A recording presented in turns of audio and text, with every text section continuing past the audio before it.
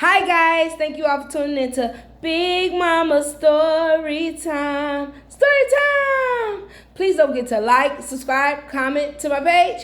Here we go.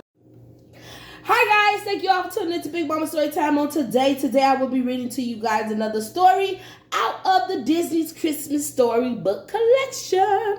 All right, so let's see what our next book is. The last one was Cars, and this one will be Wall-E, A Gift for Wall-E. All right, that's 157. Let's find 157 in this book, y'all. Okay, Wall-E, A Gift for Wall-E. Wall-E and Eve peeked over the top of a pile of garbage. The humans were acting very strange. What were they up to now? They saw two men stringing small colored lights along a rusty iron fence. Another set up a plastic statue of a white bearded man in a red suit, red hat, and black boots. A woman propped up a fake silver tree and decorated it with shiny red and green glass balls. Now that people had returned to live on Earth along with robots, they were always doing something that surprised Wall-E and Eve. But even for humans, they were behaving oddly. Strangest of all, the captain from the spaceship Axiom was singing in a loud, joyful voice. Wall-E and Eve listened to the words carefully. Confused, they looked at each other. Rudolph? A glowing nose? They thought Rudolph must be a kind of robot like them, but neither of them had ever heard of a reindeer bot before.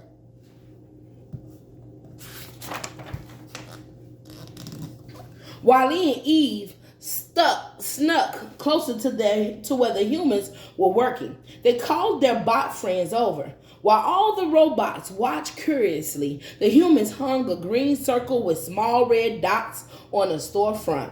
More of the humans started singing. One small girl even shook a silver ball. Some of the robots had seen behavior like this before when they were living on the Axiom.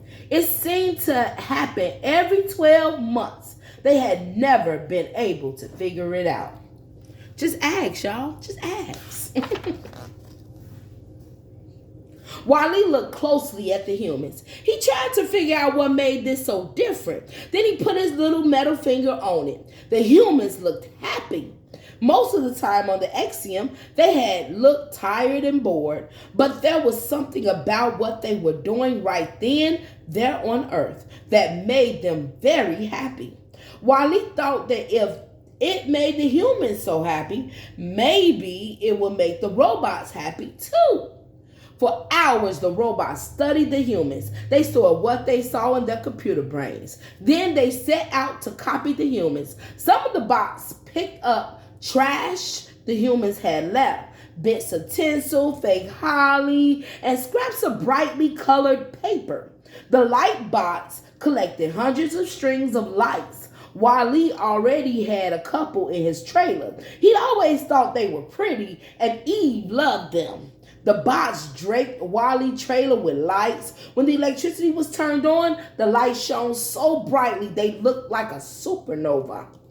Oh, it do kind of look like a supernova. Y'all see that? Okay.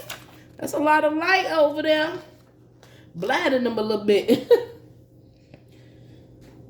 M.O. hung up old socks on a wall. He had no idea why anyone would want to put socks on the wall, but the humans were doing it, so he figured that he would too. The vacuum bot sucked up boxes and boxes of packing peanuts. Unfortunately, he also vacuumed up a nose full of dust. Ha! Ha! Choo! He sneezed. Little white peanuts floated down from the air, coating the floor like a blanket of snow. Wall-E and Eve roamed the grounds outside the trailer, looking for more things to use. Wall-E went one way, Eve went the other. Eve picked up a piece of shiny metal. She found some scraps of wrapping paper. She stored them inside her chest cavity. Suddenly, she heard two humans talking. One of them was the captain. "I just love Christmas, don't you?" the other human said. "The lights, the decorations, the cookies, the presents. Christmas is my favorite time of year. Mine too. Christmas? What a lovely word. Eve rolled into it around in her mind. It sparked all her circuits. Was that the name for what the humans were doing? She stopped to listen more closely to what they were saying. Yes, the captain said slowly, but never forget, Christmas isn't about things exactly. That's just what by and large wanted us to believe. It's about giving, not just presents. It's about showing your friends and family that you care about them. Exactly, y'all. That's exactly what Christmas is about. It's not always about presents. The captain's words hummed inside Eve. Robots didn't have family, but they did have friends. And she had one friend who meant more to her than any other, Wally. He had come to save her when she was on the Axiom. He had given her his spare parts. He had cared for her and watched over her. She needed to show him that she appreciated him. But what kind of present could possibly do that?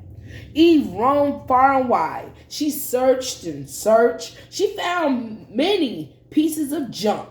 None of them was quite right. Then, far from Wally's trailer, her gaze locked on the perfect present. What is it, Eve? What's the perfect present? What y'all think the perfect present is, huh? Before I turn the page. All right, let's see, guys.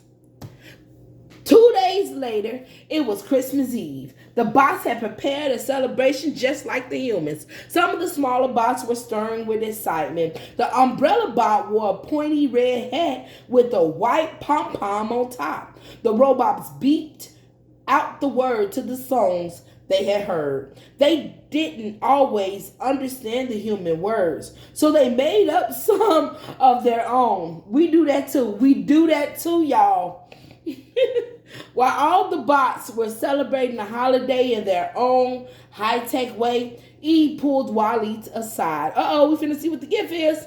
She held out a present wrapped in pretty patterned paper. Wally looked surprised. Eve? He asked. Eve nodded. Wally turned the present this way and that. He admired how the shiny paper shimmered in the color lights. He was so busy looking at the present that he almost missed Eve motioning to him. Open it, Eve signaled. Right, you just looking at. I think he thought that was the present, the actual paper. Wally carefully unwrapped the present. He folded up each scrap of paper and laid it on the ground next to him. Finally, he pulled away the last piece. In his hands, Wally held a little evergreen, a miniature Christmas tree. Oh, you can plant that for yourself and for the next years. The longer version of Eve's name was extraterrestrial, vegetation evaluator. She had been trained to find plants and was drawn to this little tree. She knew that Wally, with his kind ways and big heart, would take care of this present, this living thing, better than anyone else. Oh, that was so nice. Wally and Eve went outside looking for the perfect spot. Together they dug a hole in the earth and planted the Christmas tree. Wally placed a shiny silver star on the top. Wally and Eve looked at the tree. The star twinkled brightly. It reflected the light from the real stars shining far above in the night sky. Eve reached out her hand. Wally took it. Eva, he said. Now he understood why humans like Christmas so much. Oh, that was nice of Eve to give Wally that. Okay, Wally and Eve. All right, guys. That was a gift for Wally. And what a nice gift it was. All right, guys. Gifts don't always have to be something you buy. It can be something you give from the heart, something you make, something you create yourself. And actually, I feel like a gift that is given something that you create is more valuable than a gift you can get from the store. But that is also valuable. It's just that the gift you made, you put more time. You actually took time out of your day. It's not just the gift, but it's also the time you took, because that's something you can't give back. All right, guys, I just wanted to get that out there. But all right, guys, thank you all for tuning in to Big Mama Story Time. Please don't forget to like this video if you like the video, and also share and subscribe to my page if you haven't done so already, guys. All right, guys, I hope you like the reading so far that has been coming in December. All right, thank you, guys. Bye.